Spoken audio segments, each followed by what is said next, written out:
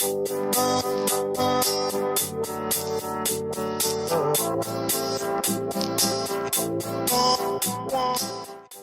everybody, this is Dylan. I'm building an urban farm just 3 doors down from my house in Phoenix, and I wanted to give you a little construction update. But before I do that, I thought I'd explain exactly what kind of farm it's going to be, and I'll show you the small scale version that I'm doing in my backyard to help you make sense of the layout that we'll have over at the farm.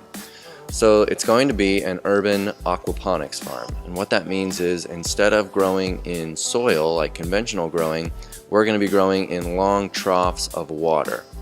And these troughs look just like a raised bed garden where you've got a 4-foot wide, about 12 inches high off the ground raised bed. But instead of it being full of soil, it's full of water and a pond liner. And it can be of any length, okay?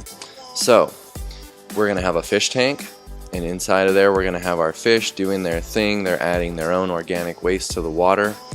In the water we've also got just naturally occurring bacteria, much like exist in any pond or stream or lake. And what that bacteria is doing is it's converting the organic fish waste into usable nutrition for the plants. You don't have to filter it out or remove any waste or anything from the water. So it's just this living pond. And so we've got a fish tank, the water's running into those troughs, the water is pumped back from the troughs back to the fish tank, and it's just looping around in a slow circle. That's a very basic breakdown of how it works. I will show you how it looks in my backyard, and then we'll walk over to the farm and I'll show you what I've got in mind for where those same components will be laid out at the farm. So, off we go.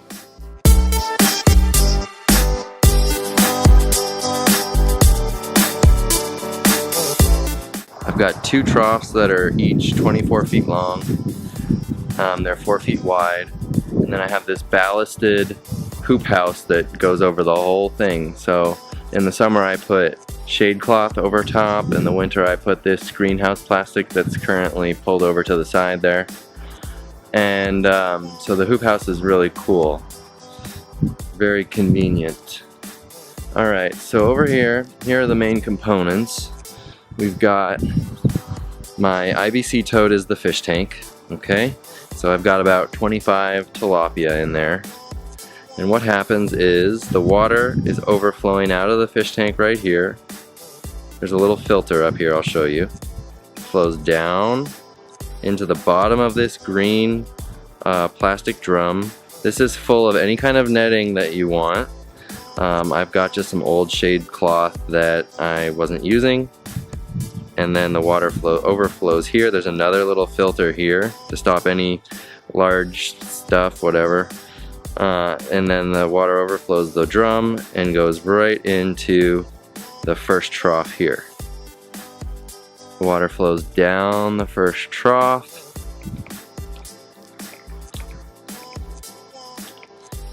And then it comes out right here.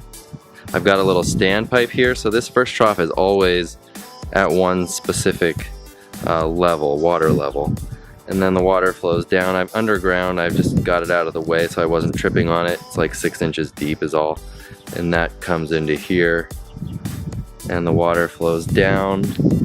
And it's being pumped out of the other end of this trough.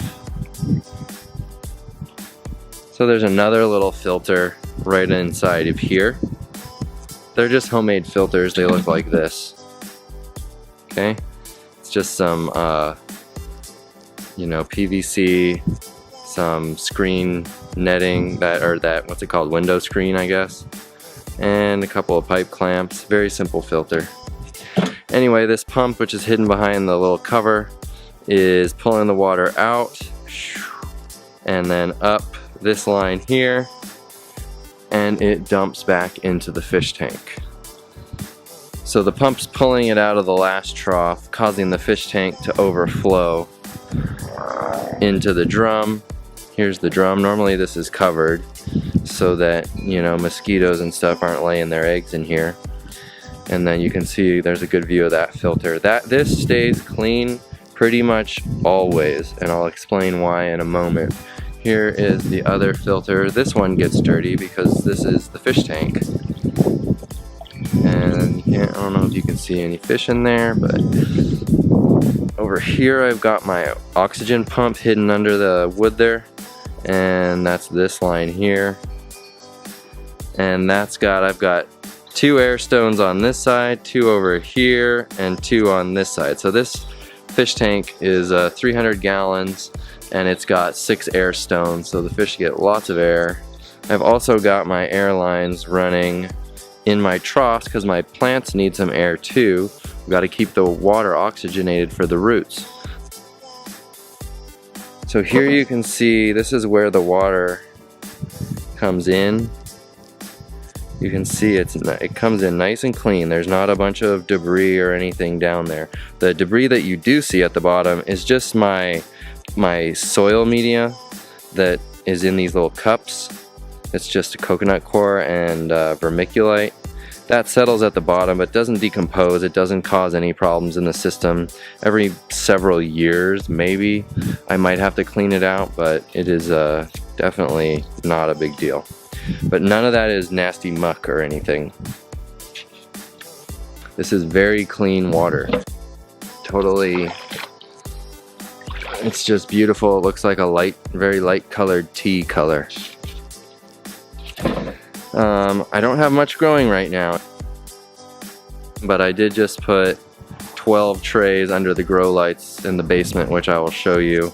So in 2 weeks I'll have a whole bunch coming out, and a couple weeks after that it'll start looking really impressive.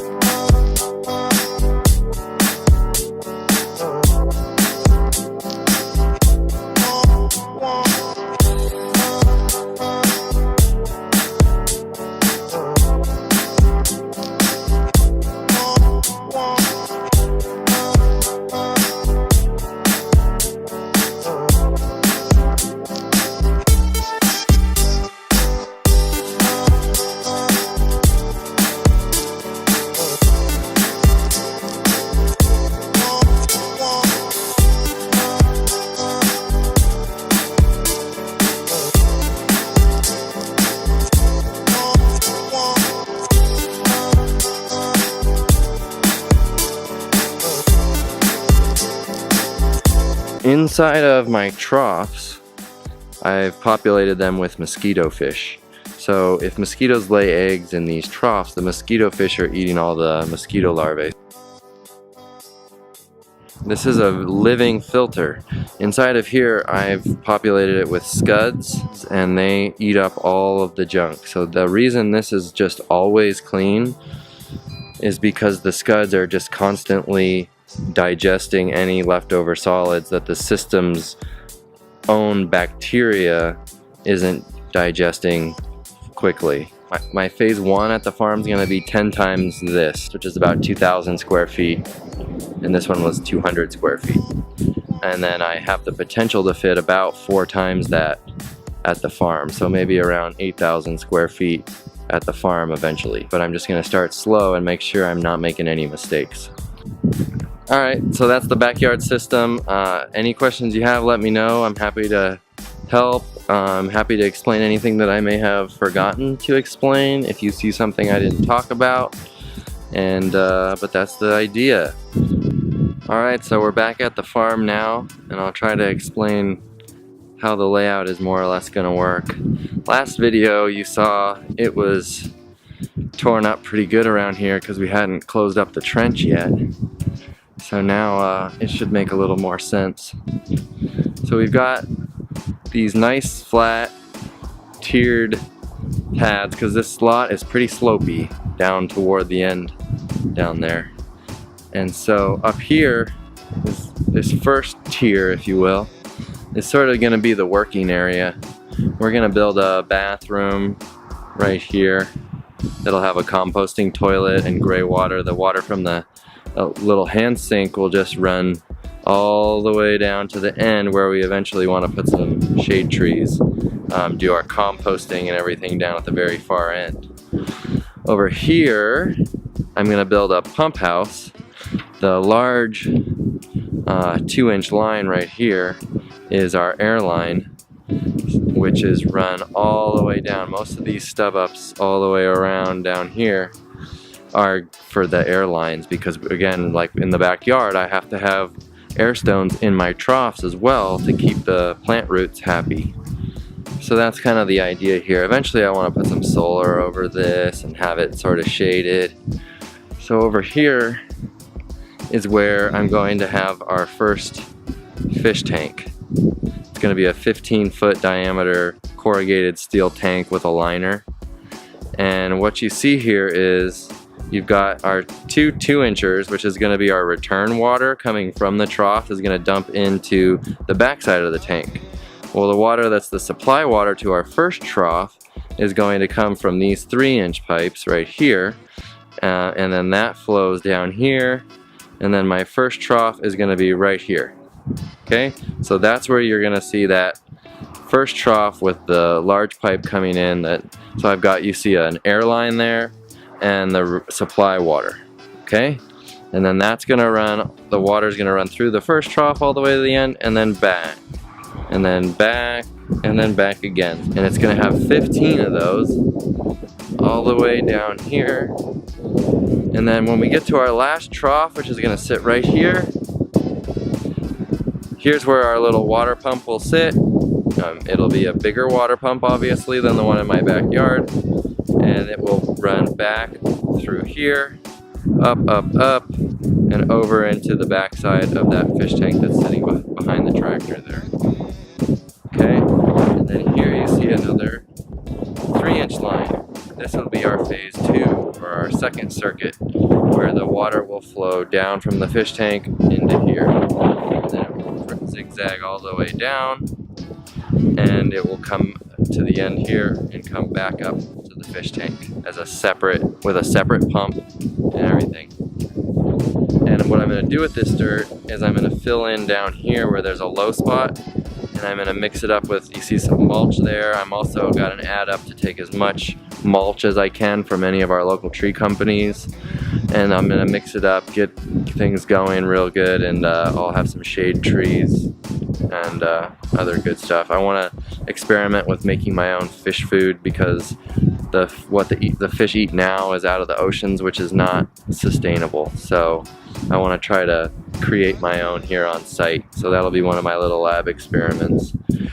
And then what I'll call phase 3 and 4 will be on this side. Same exact idea. We'll have the zigzagging troughs, 2 more sets of about 15 troughs. So that's what we've got going on here. Here's a better view of how the tiering works. So yeah, that's the idea. Alright, so it doesn't look like much right now, but I hope you enjoyed this little pre-tour. It's going to be pretty awesome. I'm going to start first building hoop houses right here in this area here. I've got 8 hoop houses, just like the ones in my backyard. The one in my backyard that you saw, that's going to be around 40 feet long each.